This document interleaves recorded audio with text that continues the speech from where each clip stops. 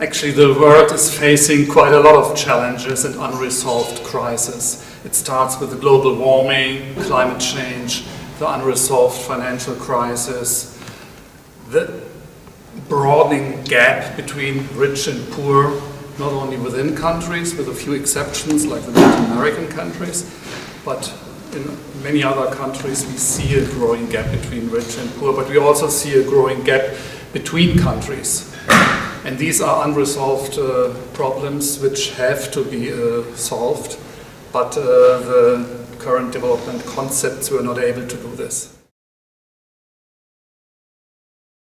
With regard to the development crisis, the international community focused in the last 14 years mainly on the so-called Millennium Development Goals, the MDGs. In my view, this was a too narrow focus on extreme poverty and social services in poor countries. That's very important. Don't misunderstand me, it's very important, but it's really a narrow approach. We were before focusing more on environmental, social, economic development aspects in the concept of sustainable development, but the concept of sustainable development was a bit sidelined by the MDG approach. And now the challenge will be to broaden this approach again and really look into development from a more holistic perspective. The whole narrative of development is, in my view, a wrong narrative.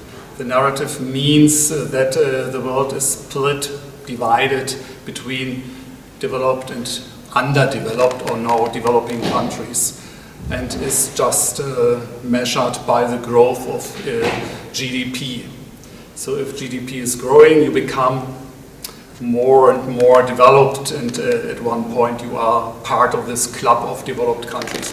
It's a completely wrong approach. It doesn't take into account the planetary boundaries, environmental aspects. It doesn't take into account any human rights aspects. It's really narrowly focusing on growth and on GDP as the measure of development.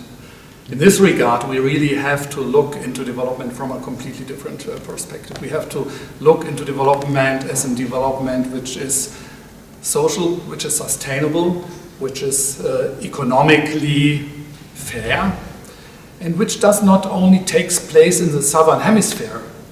Development does not only take place in Africa, Asia, and Latin America. Development has to take place also in Germany when it comes to the change of production and consumption patterns, when it comes to the need to really work against the unleashed private sector, to work against offshore financial centers, for instance, when it comes to the fight against tax havens and the fight against tax avoidance. There's a lot to do in the countries of the so-called global north, and this is something which we have to take more and more into account.